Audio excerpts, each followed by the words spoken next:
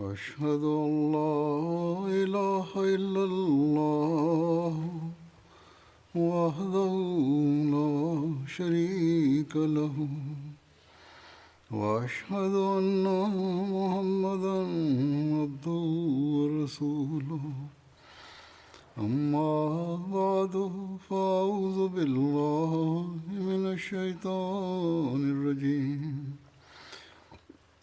بسم الله الرحمن الرحيم الحمد لله رب العالمين الرحمن الرحيم مالك يوم الدين إياك نعبد وإياك نستعين اهدنا الصراط المستقيم صراط الذين أنعمت عليهم غير المغضوب عليهم ولا الضالين.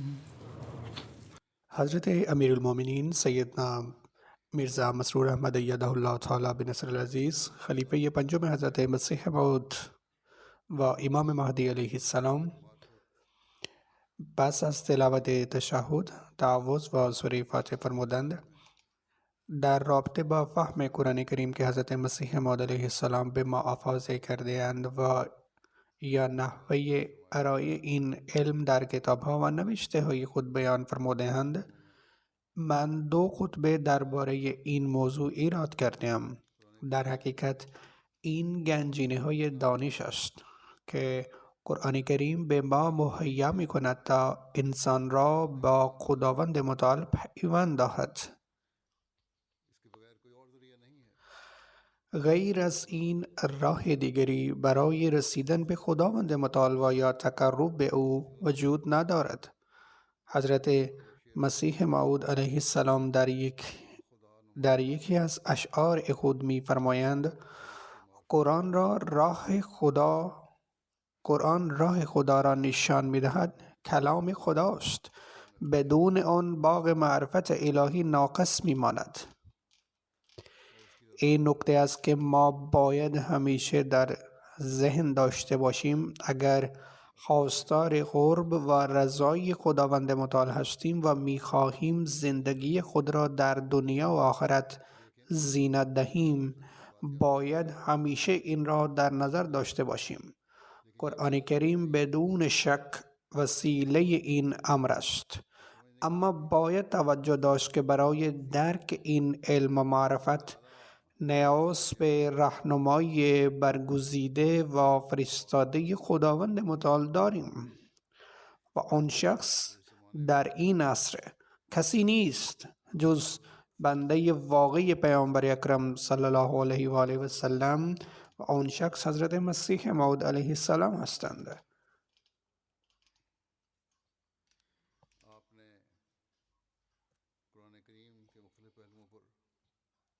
من در 2 خطبه پیشین بیان کردم که ایشان چگونه به زاویه‌های مختلف قرآن کریم توضیح دادند و ما را از زیبایی‌های آن آگاه ساختند. مجموعه درک معارف قرآن کریم ارائه شده توسط حضرت مسیح موعود علیه السلام هنوز به پایان نرسیده است.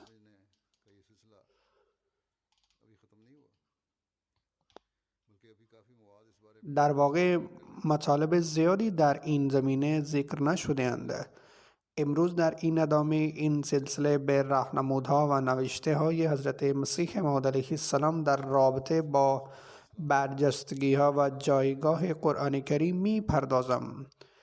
جزئیاتی که در آن مقام و اهمیت قرآن کریم را آشکار ساخت، چیزی است که ما را قادر می سازد تا واقعا به قرب خداوند متعال دست یابیم و درک و فهم عمل به آموزه های قرآنی را به ما عطا کند. از این رو ما باید برای شنیدن و درک این مطلب تلاش کنیم تا به هدف زندگی خود برسیم. حضرت مسیح موعود علیه السلام ضمن تبیین کلام خداوند بودن قرآن نامه‌ای به لالا بهیمسین نوشتند و در آن فرمودند تنها چند روز پیش برهمنی به نام لالا بهیم که یک آریاست در قادیان پیشم آمد و گفت وید یک کتاب هندوست، کلام خداست. قرآن کریم کلام خدا نیست. من در پاسخ به او گفتم شما چون ادعا میکنید که وید کلام خداست، اما من آنها را در حال حاضر کلام خدا نمیدانم. آنها حاوی آموزه های مربوط به بت پرستی هستند.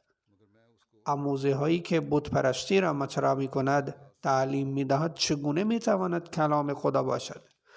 گذشته از این معارف ناپاک فراوانی در آن وجود دارد، اما به هر حال من قرآن را کلام خدا می دانم، زیرا نه تعلیمی در مورد بت پرستی دارد و نه می توان تعلیم ناپاکی در آن یافت. علاوه بر این با پیروی از آن چهره خدای زنده آشکار می شود و می توان معجزات را مشاهده کرد. بنابراین برای اینکه چیزی کلام خدا تلقی شود باید عاری از هر گونه بت پرستی باشد و با عمل به آن بتوان چهره خداوند متعال را چنان که هست دید. در این که قرآن کریم چهره خداوند متعال را چگونه جلوه داده است، این امر را می توان در زندگی اصحاب مشاهده کرده. چنانچه حضرت مسیح موعود علیه السلام ضمن اشاره به تأثیر آموزه های قرآنی در زندگی صحابه می فرمایند بعد از بررسی دقیق زمان پیامبر اکرم صلی الله علیه و آله و سلم که مرحله اولیه اسلام بود، ثابت می شود که قطعا تعلیم پیامبر اکرم صلی الله علیه و آله و سلم کسانی را که به آن ایمان آورده‌اند از پایین ترین درجه ارتقا دادند، زیرا بیشتر مؤمنین اولیه از وحشی ها بدتر بودند و زندگی آنها مانند حیوانات درنده بود. آنها چنان گرفتار بد اخلاقی شده بودند که از انسانیت محروم شده بودند و چنان بیشعور بودند که حتی نمی‌دانستند ظالم هستند. یعنی قوه تشخیص حق از باطل نیز از دست داده بودند.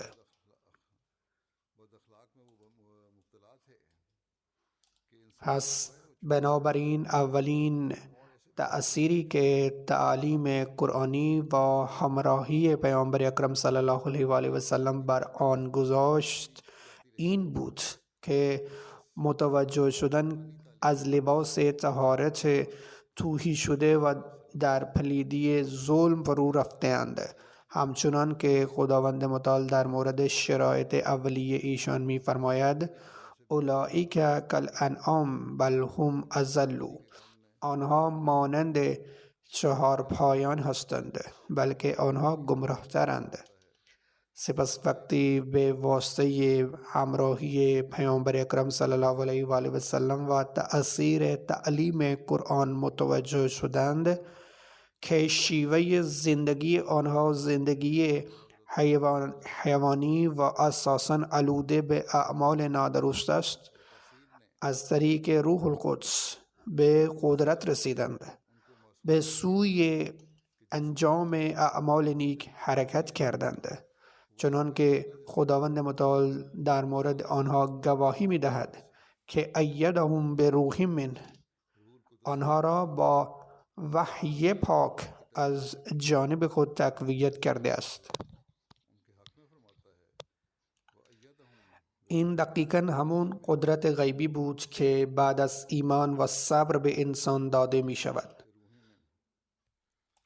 سپس پس از کسب این قدرت نه تنها در حد تشخیص و بیزاری از بوی تعفن گناهان و ضعف‌های خود باقی نماندند، بلکه چنان قدم‌هایی به سوی نیکی برداشتند که به نیمی از مظهر فضیلت رسیدند. و قدرت انجام اعمال نیک در مقابل ضعف‌ها در درونشان زاده شد.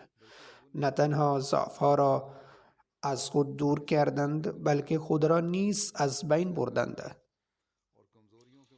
و در اعمال نیک خود سر آمدند و با این کار بلکه یک شرط متوسط یافتند و سپس با برخورداری از قدرت روح القدس این افراد تلاش کردند تا با اعمال پاک خود بر شیطان غلبه کنند. علاوه بر این برای رضای خدا چنان تلاشی کردند که بشریت حتی نمیتواند هیچ مرحله‌ای را از آن گذشته باشد. در راه خدا به جان خود اهمیت نمیدادند که گویی چیزی ناچیز است. در نهایت آنها پذیرفته شدند و خداوند قلب آنها را کاملا از شر گناه خلاص کرد و در عوض عشق به نیکی را در آن القا کرد. پس این همان تأثیری است که قرآن بر آنها گذاشت و از زمین بلند شدند و ستارگان درخشان آسمان شدند که پیامبر اکرم صلی الله علیه و آله و سلم در مورد آنها می‌فرمایند که هر یک از آنها برای شما راهنما هستند. انسان با پیروی از قرآن مظهر صفات خداوند متعال می شود. حضرت مسیح موعود علیه السلام در توضیح این مطلب می فرمایند کسی که عشق و اخلاص خود را با پیروی از قرآن به بالاترین درجه برساند مظهر صفات خداوند متعال می شود. تنها پیروی از قرآن شرط نیست بلکه گرفتن چنین اطاعتی از حد اعلای محبت و اخلاص نیز شرط است. این بدان معناست که وقتی انسان به احکام آن عمل کند مظهر صفات خداوند متعال می شود. سپس حضرت مسیح موعود علیه السلام می فرمایند تمام این نتیجه حاصل قدرت و کیفیت فوق‌العاده است که در کلام خداوند قرآن کریم شاهد آن هستیم.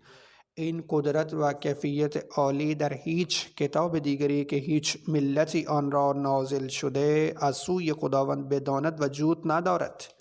شاید به این دلیل است که آنها متعلق به دوره‌های باستانی بودند و از آن به بعد منحرف و تغییر یافتند، یا شاید به این دلیل است که با وجود اینکه تغییری در لفظ آن صورت نگرفته است اما معنای کلمات تغییر کرده است، یا شاید دلیل این باشد که برای رفع ناهماهنگی در این عصر آخر و جمع کردن مردم جهان بر یک کتاب برکت همه کتاب‌های قبلی را سلب کرده است.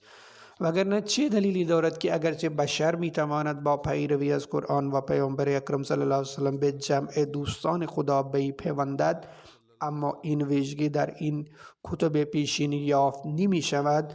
از این روز که اهل این کتاب ها منکر برتری هایی هستند که انسان در مرحله قرب به آن دست می یابد و در واقع شگفتی ها و معجزات آن را به سخره می گیرند. آنها نه تنها به معجزات انکار می کنند بلکه آنها را نیز مسخره می کنند و همین امر موجب دور شدن آنها از خدای متعال و دور شدن از دین شده است.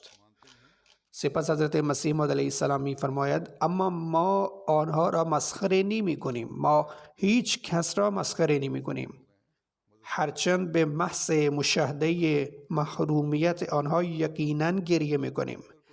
ما در قلب خود با آنها همدردی داریم که با دور شدن از خدا و فراموشی صفات او و نامیدن اعمال غیر اخلاقی خود نور فرضی عصر جدید دوباره مرتکب اعمال حیوانی می شوند و این همان چیزی است که امروز در افراد مادی می بینیم.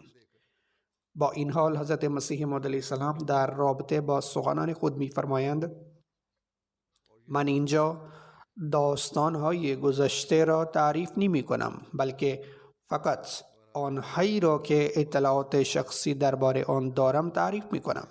من در قرآن کریم قدرت فوق‌العاده‌ای یافته‌ام و خصلت فوق‌العاده‌ای مشاهده کرده‌ام که ناشی از ارادت کامل به پیامبر اکرم صلی الله علیه و آله و سلم است. هیچ دین دیگری چنان قدرت و کیفیت ندارد که بتواند پیروان مخلص خود را به مقام قدس برساند. خداوند نه تنها بنده راستین را با کلام خود گرامی می دارد، بلکه با اعمال خود به او نشان می دهد که او خدایی است که آسمان ها و زمین ها را آفریده است، به طوری که ایمان او از ستارگان دورتر فرا می رود. من تجربه شخصی در این زمینه دارم. خدا به من صحبت می کند و بیش از 100,000 نشانه به دست من نشان داده است. بنابراین با وجود این که همه انبیا و کتابهای آنها را ارج می نهم، معتقدم که اسلام تنها ایمان زنده است، زیرا خداوند از طریق آن خود بر من آشکار کرده است.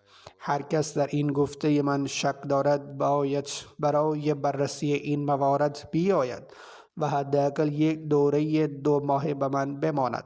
تمام هزینه های او در مدت اقامت به عهده من است. دینی که ارزش این نام را داشته باشد باید دینی زنده باشد که بتواند خدا را از طریق تظاهرات زنده و تازه قدرت او به نمایش بگذارد. در غیر این صورت صرف ادعای دین بیهوده و بی اساس است. کسانی که قرار بود از این دعوت حضرت مسیح موعود علیه السلام بهره ببرند همانا چنین کردند و موفق شدند. در جمع حضرت مسیح موعود علیه السلام ماندند و ایشان را پذیرفتند.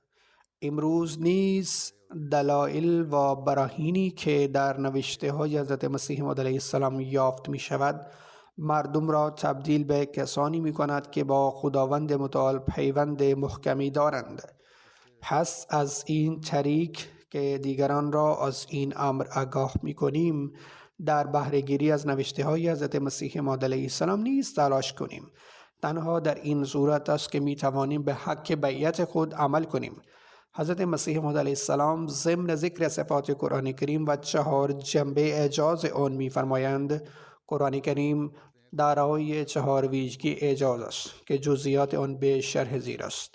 از ویژگی های اعجاز قرآن یکی شیوایی و تیزبینی آن است که کاملا متمایز و منحصر به فرد از فصاحت و بیان بشری است. فصاحت و بیان انسان به شدت محدود است و تا کلام از هر گونه غلوف و کذب و زائد پاک نشود نمی توان به فصاحت و تیزبینی بالایی دست یافت. کلام الله سبحانه و تعالی بدون تحریف و عاری از هر گونه آلودگی است. ثانیاً یکی دیگر از ویژگی های اعجاز قرآن کریم این است که تمام داستان ها و روایاتی که در آن ذکر شده است در واقع پیشگویی هایی است که در سراسر قرآن به آن اشاره شده است. این امر در قرآن کریم نیز مشاهده می شود. ثالثاً یکی دیگر از ویژگی های اعجاز قرآن این است که آموزه های آن کاملا مجهز به کامل شدن حال انسان است و همه دلایل و نشانه های لازم برای دستیابی بشر را در خود دارد. رابعاً یکی دیگر از ویژگی های بارز قرآن کریم این است که پیروی کامل را آنقدر به خدا نزدیک می کند که در یک گفتار الهی شریک می شود و نشانه های روشن را آشکار می سازند و به صفای نفس و تزلزل ناپذیر می رسند. مخصوصاً این ویژگی قرآن کریم قابل بیان است که فیضی ملکوتی که به صورت آیات به مؤمن کامل داده شده فعل خداوند است. مؤمن نمی تواند این را از ویژگی های خود بداند. صفات ذاتی یک مؤمن کامل عبارت است از درستکاری، پاکی، ایمان قوی و استواری. به عنوان مثال اگر نور خورشید به دیواری ریخته شود، نور را نمیتوان یکی از ویژگی های دیوار در نظر گرفت، زیرا نور مستقل از دیوار وجود دارد. از ویژگی های دیوار این است که بر روی پایه مستحکم قرار گرفته و محکم سیمان شده است تا در برابر شدیدترین سیل، باد و بارانهای تند مقاومت کند بدون این که ناپایدار شود. بنابراین ایمان شما نیز باید همین ویژگی ها را نشان دهد. اعمال ما نیز پس از فهم قرآن کریم به عنوان کلام خداوند متعال باید همین ویژگی هایی را داشته باشد که ایمان ما را تقویت می کند و ما را قادر می سازد که با خداوند روبرو شویم. هیچ تند باد، طوفان یا مخالفتی نباید باعث تضعیف ایمان فرد شود. اینها ویژگی های بشر است که دائما بر نوری که کلام خداوند متعال است روشن می شود. چون این شخصی پیوسته برای درک کلام خدا تلاش می کند. در ادامه حضرت مسیح موعود علیه السلام می فرمایند قرآن کریم کتابی است که تمسک به آن موجب قبولی دعا می شود. ایشان ضمن توضیح بیشتر می فرمایند قدرت اعجاز قرآن کریم در این است که کسی که واقعا به آن پیوند باشد به مقبولیت می رسد و پس از قبولی نماز دعا خداوند متعال با گفتاری گیرا و هیبت انگیز آنان را آگاه می کند. علاوه بر این آنها را در برابر دشمنان کمک استثنایی می کند و به عنوان وسیله‌ای برای حمایت امور خارق‌العاده غیب را برایشان آشکار می کند. سپس ضمن توضیح این که قرآن کریم شامل همه هدایت هاست می فرمایند اهل کتاب در این کشور به اندازه مشرکان عربستان گناهکارند. مسیحیان بر موضوع کفار بسیار تاکید می کنند و پس از ایمان به آن همه گناهان را برایشان حلال می دانند. یهودیان ادعا می کنند که حتی پس از ارتکاب گناه تنها چند روز بیشتر در جهنم می مانند، چنان که خداوند متعال می فرماید ذالک به انهم قالوا لن تمسنا النار الا ایاما معدودات و غرهم فی دینهم ما کانوا یفترون.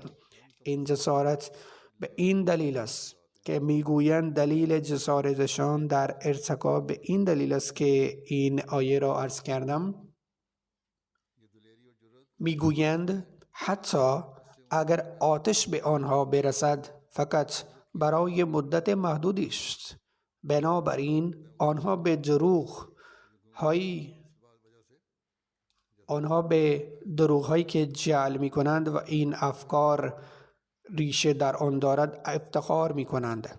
پس چون اهل کتاب و کافران عرب گرفتار فسق شدند و اعمال زشت خود را با فضیلت می شمردند و از جنایات خود دست بر نمی داشتند و آرامش جماعت را برهم می زدند، خداوند متعال پیامبرش را با سلطنت کامل مبعوث کرد تا فقیران را نجات دهند. از آنجایی که عربستان لجام گسیخته بود و تحت فرمان هیچ حاکمی نبودند، هر قبیله با استقلال و جسارت کامل زندگی می کردند. از آنجایی که قوانین مجازات وجود نداشت، آنها روز به روز در جنایات خود می افزودند. سپس خداوند بر این امت رحمت کرد و پیامبر اکرم صلی الله علیه و آله و سلم را نه تنها به عنوان رسول بلکه به عنوان حاکم امت به سوی آنها فرستاد. قرآن کریم قانون کاملی است که راهنمودهایی را در برگیرنده مسائل مربوط به قوانین انسانی، کیفری و مالی است. از این رو پیامبر اکرم صلی الله علیه و آله و سلم به عنوان حاکم، قاضی همه جناها شد و مردم از هر مذاهب مختلف برای حل و فصل اختلافات به نزد او می آمدند. در قرآن کریم آمده است که یک بار پرونده بین یک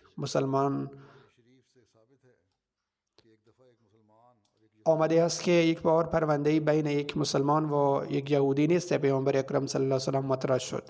پیامبر اکرم صلی الله علیه و سلم پس از تحقیق و تفحص تشخیص دادند که مرد یهودی راست میگوید و بر اساس ادعای خود علیه مسلمان حکم را به او صادر کردند.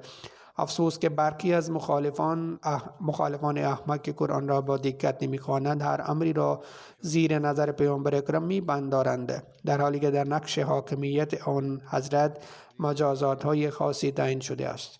سپس حضرت مسیح موعود علیه السلام در خصوص اتخاذ حیات پاک از طریق قرآن کریم می‌فرمایند این یک واقعیت آشکار است که شایستگی بزرگ هر چیزی در تحقق هدفی است که برای آن ساخته شده است. به عنوان مثال اگر یک گاو نر برای شخم زدن زمین خریداری شود، شایستگی آن بر اساس میزان توانایی آن در انجام وظیفه شخم زدن ارزیابی می شود. گاو نر برای شخم زدن مزرعه خریداری می شود و فقط برای آن استفاده می شود.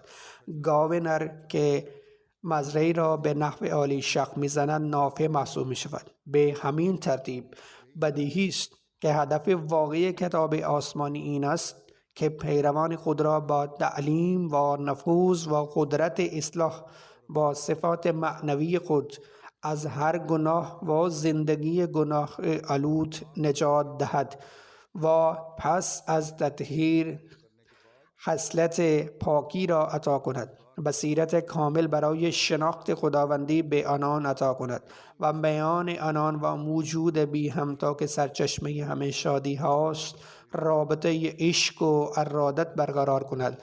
در حقیقت این عشق ریشه نجات است و این بهشتی است که با ورود به آن همه خستگی و تلخی در درد و عذاب برطرف می شود. بی ترتیب کتاب نازل شده زنده و کامل کتابی است که سالیک خدا را به هدفش برساند و با نجات از زندگی پست او را به سوی معشوق حقیقی که ملاقات با او نجات است برساند. باید او را از همه تردیدها نجات دهد و چنان درک کاملی به او عطا کند که گویی می تواند خدا را ببیند. باید آنچنان رابطه مستحکمی بین خدا و او برقرار کند که بنده امین خدا شود و خداوند آنقدر نسبت به او مهربان باشد که با انواع کمک‌ها و حمایت‌های خود بین او و اطرافیانش تمایز قائل شود و دروازه‌های فهم و معرفت به سوی او باز کند. اگر کتابی نتواند این وظیفه را که هدف واقعی آن است انجام دهد و با طرح ادعاهای بی ربط دیگر شایستگی خود را ثابت کند، مانند فردی است که ادعا می کند پزشک متخصص است، اما وقتی بیمار را نزد او می آوردند و از او می خواهند که او را شفا دهند، او پاسخ می دهد که نمی تواند او را شفا دهد، اما کشتی گرفتن را بلد است و در نجوم یا فلسفه متخصص است. بدیهی است که چنان شخصی را مسخره می نامند و مستحق محکومیت همه عقلا خواهد بود. هدف اصلی کتاب خدا و رسول خدا نجات جهان از زندگی گناه آلود و برقراری رابطه مقدس بین خدا و جهان است. هدف آنها این نیست که به مردم موضوعات مطالعات دنیاوی را بیاموزند و آنها را به اختراعات دنیاوی آموزش دهند. برای یک انسان عاقل و عادل دشوار نیست که بفهمد هدف کتاب خدا این است که مردم را به سوی خدا سوق دهد و آنها را به عنوان یقین به او ایمان آورد و با تحت تاثیر قرار دادن هیبت خدا بر دلهایشان نهاده از ارتکاب گناه باز دارد.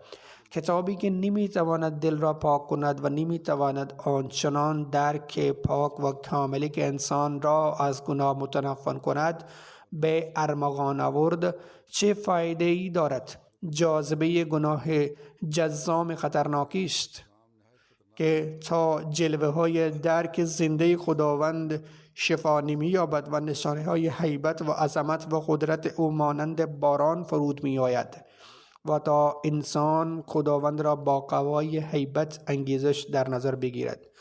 بوز شیری را می بیند که تنها 2 قدم با او فاصله دارد.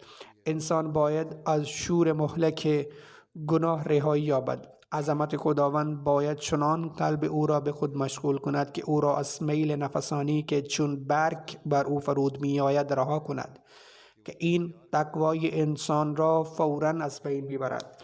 آیا احساسات ناپاک که مکرراً مانند سر حمله می کنند و از بین بردن تمام حس تقوا می شوند از تصور پرمیشمر خدای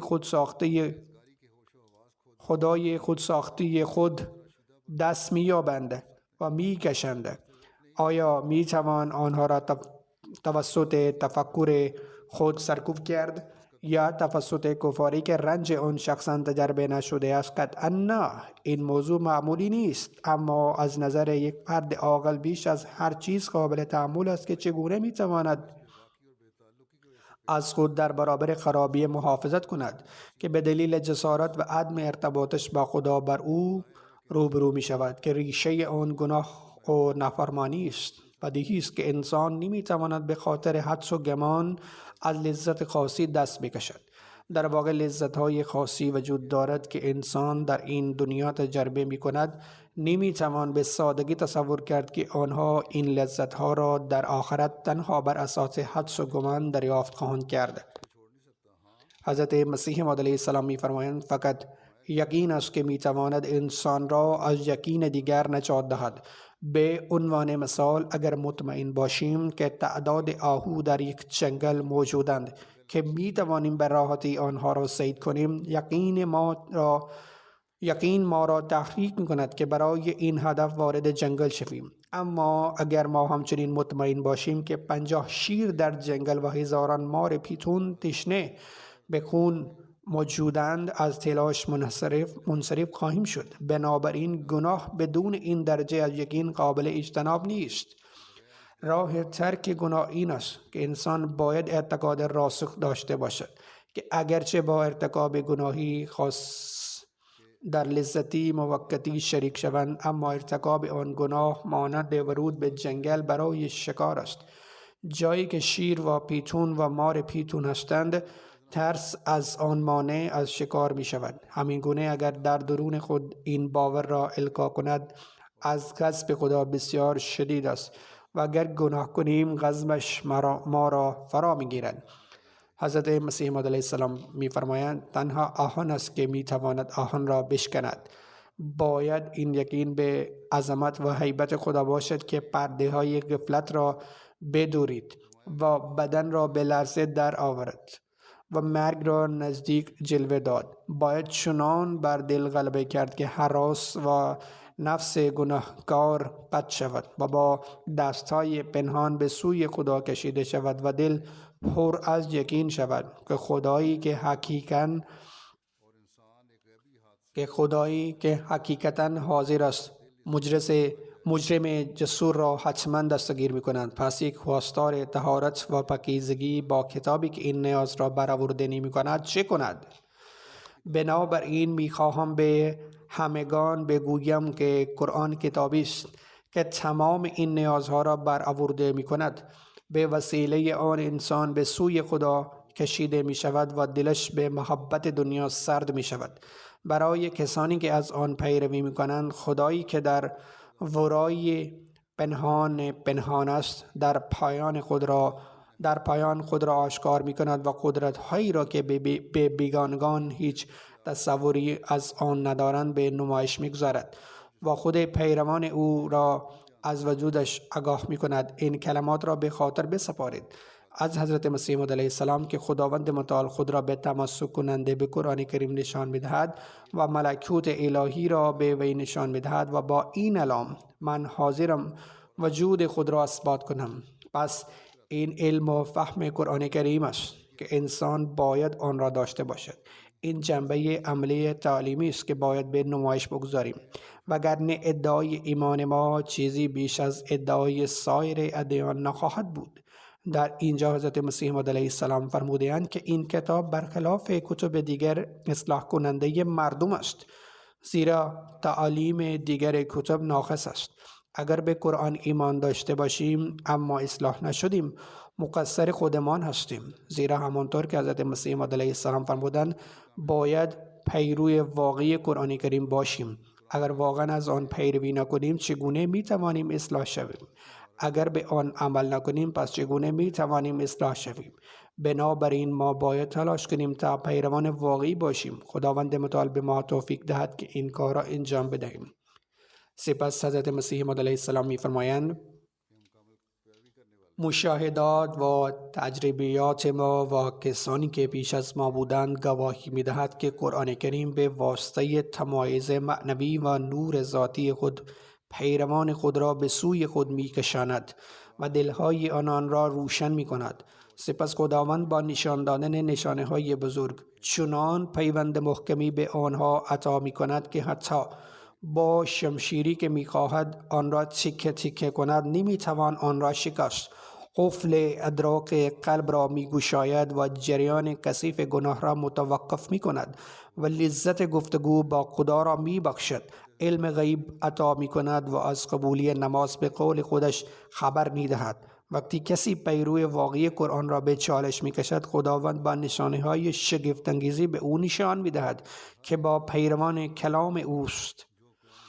بنابراین پیرو واقعی بودن یک نیاز اساسی است. سپس حضرت مسیح موعود علیه السلام ضمن ذکر این که قرآن وسیله نجات از شرک است می فرمایند بذر یگانگی خداوند را که قرآن کریم در کشورهای عربستان، فارس، مصر، سوریه، هند، چین، افغانستان، کشمیر و سایر مناطق کاشته است و نحوه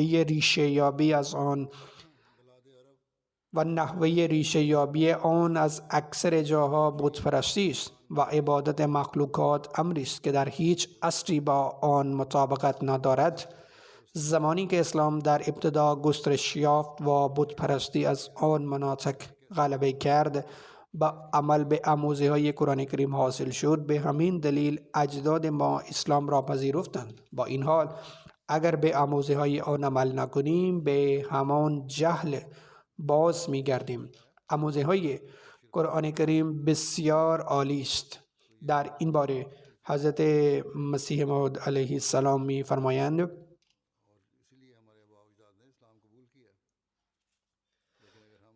کتابی که در آغاز خلقت نازل می شد طبق عقل نمی توانست کتاب کاملی باشد. عقل نمی تواند بپذیرد که کتاب‌های نازل شده در ابتدا کامل بودند، بلکه مانند معلمی است که به کودکان الفبا را آموزش می دهد. بدیهی است که برای چنین آموزش ابتدایی به توانایی بالای نیازی نیست. اگر معلمی فقط در سطح ابتدایی مانند الفبا و غیره تدریس کند، برای آموزش چنین آموزش‌های ابتدایی نیازی به توانایی‌های بالایی نیست. زمانی که تجربه بشری افزایش یافت و انسان دچار اشتباهات زیادی شد، آموزش دقیق ضروری شد. به خصوص زمانی که تاریکی خطا فرا رسید، همه گیر شد و جان انسان‌ها درگیر انواع گمراهی‌های فکری و عملی شد. در آن زمان نیاز به تعلیم برتر و کاملی بود که در قرآن کریم آمده است. در ابتدا نیازی به آموزش درجه عالی برای روح انسانی نبود. ساده بودند و هیچ تاریکی و گمراهی بر آنها نشسته بود. در کتابی که در زمان گمراهی شدید ظاهر شد و برای اصلاح مردمی که عقاید نادرستشان ثابت شده است و رفتار بدشان عادت شده بود، نیاز به تعلیم برتر بود.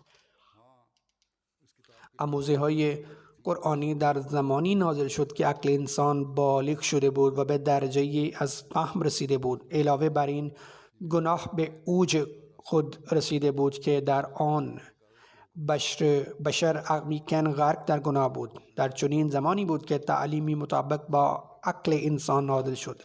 حضرت مسیح موعود علیه السلام با توجه به این که قرآن کتابی است برای کل بشریت می‌فرمایند که باید به خاطر داشت که به راستی که در آغاز خلقت یک کتاب آسمانی به بشر داده شده است. حضرت مسیح موعود علیه السلام می‌فرمایند اگر سوال شود که چرا در آغاز تنها یک کتاب نازل شده و به بشر داده شد و چرا به هر قوم کتاب جداگانه‌ای داده نشد، پاسخ این است که در ابتدا تعداد انسان‌ها اندک بود و این کار را کردند.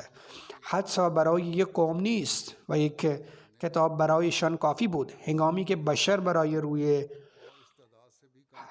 بشر بر روی زمین گسترده شد و ساکنان هر منطقه از زمین تبدیل به یک قوم شدند و به دلیل مسافت‌های طولانی ارتباط یک قوم با دیگری قطع شد، حکمت الهی ایجاب می‌کرد که در این زمان رسولان و کتب نازل شده جداگانه باشند برای اقوام مختلف و به همین ترتیب اتفاق افتاد.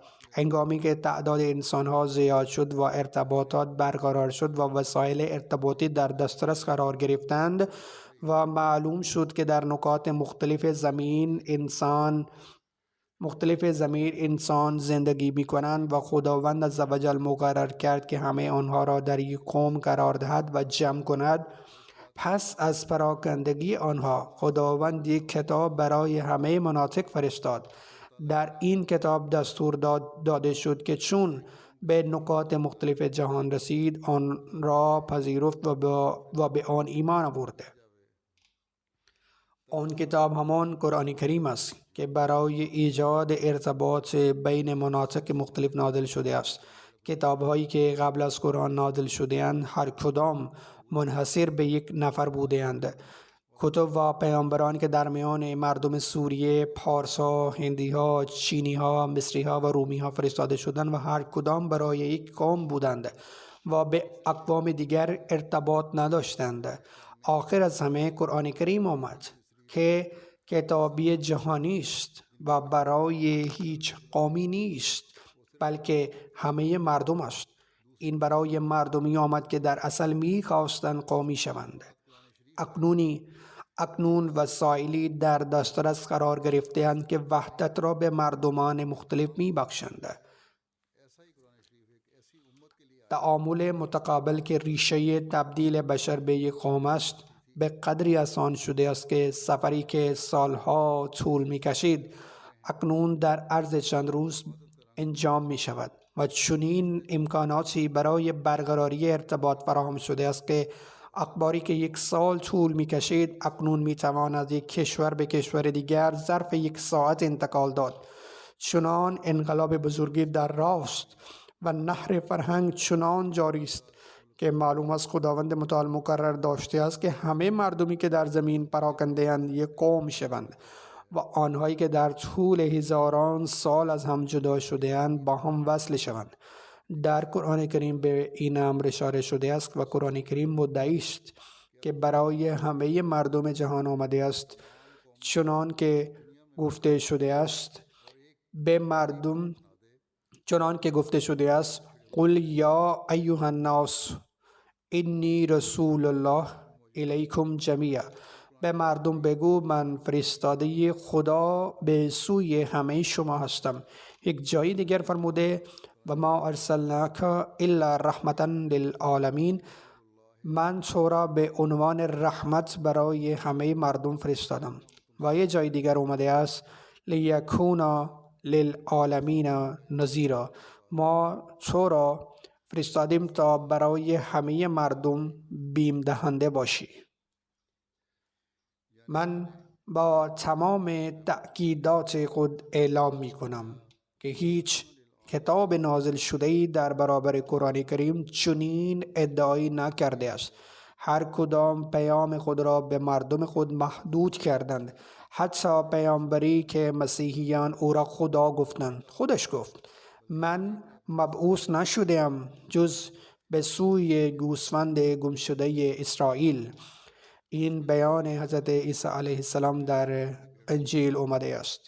شرایط دنیا نیز گواه آن است که ادعای پیام جهانی قرآن به موقع بوده است، زیرا در زمان ظهور پیامبر اکرم باب تبلیغ عمومی حق باز شده بود.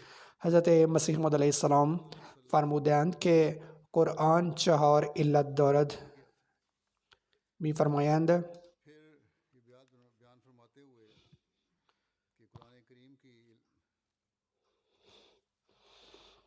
می‌فرمایند هر چیزی 4 علت دارند. آنها هستند علت مؤثر یعنی عامل آن کیست؟ علت ظهوری، دلایل ظاهری و عملی علت آن. علت مادی، فایده جسمانی آن چیست؟ علت نهایی یا علت غایی، دلیل واقعی و اساسی وجود آن.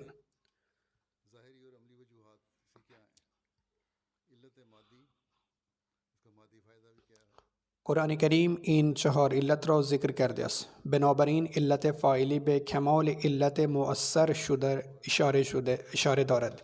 یعنی انا الله عالم، یعنی من خدایی دانیم، یعنی خداوند متعال هدف خلقت انسان را می داند. آیه علت ماضی بر کمال علت ذالک الکتاب لا ریب فیه بر کمال علت ماضی دلالت دارد که این کتاب را خداوند نازل کرده است و با عمل به این کتاب میتوان به مزایای بسیاری دست یافت. کمال علت سوری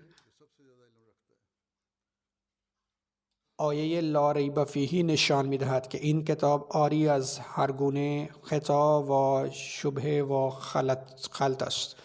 یعنی معارف به قدری زیباست که با هیچ تعلیم دیگری نمیتوان مطابقت داد. آنچه ذکر شد صحیح است و هر ادعایی که در آن نهفته است با براهین و روشنی مطلق همراه بوده است. به کمال علت نهایی آن در آیه هدن للمتقین اشاره شده است، به این معنا که دلیل نازل شدن این کتاب این است که صالحان را هدایت می کند و در واقع باید هدف کتاب دینی همین باشد. حضرت مسیح موعود علیه السلام ضمن ارائه ترجمه آیات اول و دوم و سوم سوره بقره می فرمایند انصاف خصلت بسیار مهم و ضروری است که خداوند متعال آن را علت غایی نزول قرآن دانسته است. بدین ترتیب خداوند متعال در آغاز باب دوم می فرماید ذالک الکتاب لا ریب فیه هدی للمتقین، این یک کتاب کامل است، در آن شکی نیست، این برای پرهیزگاران هدایت است. اعتقاد من این است که این توالی قرآن کریم دست کم خارق العاده است. خداوند متعال در این آیات به 4 علت اشاره کرده است: علت فاعلی، علت ماضی، علت سوری و علت غایی. همه چیز با این 4 علت مشخص می شود. قرآن کریم این علل را به کامل ترین وجه تجلی کرده است. اولا خداوند متعال می فرماید الف لام میم، دلالت بر این دارد که خداوند متعال این کلمه را بر محمد رسول الله صلی الله علیه وسلم نازل کرده است. یعنی خداوند در این زمینه عامل است. سپس عبارت است ذالک الکتاب، این کتاب کامل است. این موضوع را در این مورد بیان می کند یا می توان گفت اشاره‌ای به علت مادی قرآن کریم دارد. یعنی با تمسک به کتابی که ما می کنیم در شکل فیزیکی می توان به هدف خود دست یافت. لا ریب فیه، شکی در آن نیست. این کلمات اشاره به علت سوری قرآن کریم دارد و دلالت بر آن دارد که همه چیز در معرض شک و شبهه و افکار فاسد است. اما قرآن کتابی است که عاری از هر گونه تردید. کلمات لا ریب فیه بدون شک بیانگر این است که قرآن کریم از هر گونه شبه پاک است. حال وقتی خداوند متعال عظمت این کتاب را با این جمله بیان می کند، طبیعتاً روح هر خوش اخلاق و سعادتمندی به وجد می آید و می خواهد به دستورات قرآن عمل کند. با تأسف باید بگویم که عظمت آشکار و تابناک قرآن کریم در برابر جهانیان عرضه نمی شود، زیرا قرآن کریم دارای چنان صفات و برتری ها و چنان زیبایی در درون خود و چنان جاذبه و جذابیت است که دلها نتوان به سوی آن کشیده شوند. برای مثال اگر قرار باشد کسی باغی زیبا را ستایش کند، اگر از درختان معطر، گیاهان و مسیرهایی با تراوت و احیاگر آنها و نهرها و رودخانه هایش که از آب پاک جاری است صحبت کنند، هر کسی آرزو می کند از آن باغ دیدن کند و در آن قدم بزند و از زیبایی آن لذت ببرید. علاوه بر این اگر گفته می شود که برخی از نهرهای جاری در باغ بیماری های مزمن و کشنده را درمان می کند، مردم با شور و اشتیاق بیشتری به آنجا سرازیر می شدند. همینطور اگر صفات و مفاخر قرآن کریم به زیبایی فوق‌العاده‌ای توصیف شود و به عبارت مؤثر روح با شور و شوق به سوی آن می رود، در واقع وسایل ارضاسی شدن و برآورده شدن نیاز روح در قرآن کریم آمده است. از این روز که خداوند متعال می فرماید لا یمسه الا المطهرون، کسی که به آن دست نمیزند مگر پاکان. کلمه مطهرون به همان متقین اشاره دارد که در آیه شریفه آمده است. هدن للمتقین. از اینجا به خوبی روشن می شود که برای دستیابی به معرفت و فهم قرآن کریم انصاف شرط لازم است. اما به اصطلاح علمای امروزی که از حقانیت بی بهره‌اند، آموزه های قرآن کریم را به گونه‌ای مطرح کرده‌اند که به مخالفان اسلام فرصت بیشتری داده می شود که تا علیه قرآن کریم ادعا کنند. اما امروز وظیفه مسلمانان احمدی است که حقانیت را در درون خود القا کنند و عملا آموزه های زیبایی آن را با گفتار و عمل به نمایش بگذارند. دنیا بداند که شفای انواع دردها فقط قرآن است. خداوند متعال این قرآن را برای اصلاح جهان فرستاده است. خداوند متعال به ما توفیق دهد که به تعلیم آن پایبند باشیم و در عین حال تقوا را در ما تلقین کند. اینها موضوعات بسیار عمیقی هستند که شخص باید با دقت به آنها گوش دهد و همچنین با نهایت دقت به آنها پایبند باشد. در هنگام تلاوت قرآن باید بسیار تدبر کنیم. یک التماس دعا هم دارم. جلسه سالیانه در حال حاضر در بنگلادیش در حال برگزاری است و امروز اولین روز آن بود. با این حال مخالفان به جلسه گاه حمله کردند و افراد زیادی نیز زخمی شدند. من فکر میکنم که آنها از بیرون با چنان شدتی حمله کردند که برخی از اعضا به شدت مجروح شدند. همچنین بر اساس گزارشی دریافتی در حال آتش زدن منازل تعدادی از احمدی‌های ساکن در اطراف نیز هستند. میزان واقعی خسارتی که آنها وارد کردند هنوز مشخص نیست. خداوند متعال احمدی‌ها را از نیرنگ‌های دشمن حفظ و مجازات کند. اکنون دیگر نمیتوان برای هدایت آنها دعا کرد، بلکه تنها دعایی که دل ما میآید این است: اللهم ممسکهم کل ممسک و ساحقهم تسحیقا. به همین ترتیب برای احمدی ها در پاکستان دعا کنید که خداوند متعال شرایط را برای آنها امن نگه دارد. وضعیت در بورکینافاسو نیز بسیار شکننده است و برای آنها نیز دعا کنید. همچنین مرافع ها علیه احمدی ها در الجزایر مطرح شده‌اند، برای آنها نیز دعا کنید. خداوند متعال همه احمدی ها را در پناهگاه خود نگه دارد. همانطور که اشاره کردم در بنگلادیش اداره رسمی کشور به آنها گفته بودند که نگران نباشند و جلسه خود را انجام دهند و آنها ترتیب امنیت را خواهند داد. با این حال زمانی که ملاهای افراطی همراه با گروه‌های از مردم آمدن، پلیس آنجا ایستاده بود و صرفا نگاه می‌کرد و کاری انجام ندادند. به هر حال ما باید به خدای متعال سجده کنیم و او را تضرع کنیم. خداوند متعال مشکلات برادران ما سریعا برطرف کند.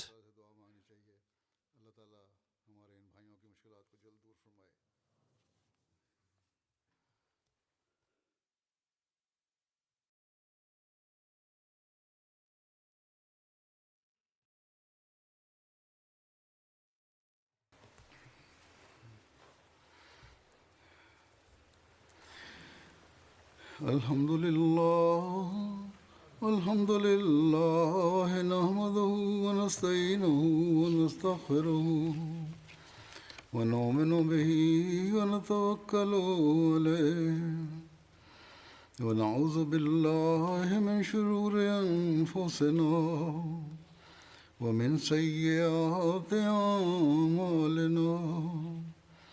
من يهده الله فلا مضل له ومن يضلل فلا هادي له ونشهد أن لا إله إلا الله ونشهد أن محمدا عبده ورسوله. عباد الله رحمكم الله، إن الله يأمر بالعدل والإحسان وإيتاء ذي القربى وينهى عن الفحشاء والمنكر والبغي يعظكم لعلكم تذكرون. اذكروا الله يذكركم وادعوه يستجب لكم ولذكر الله أكبر.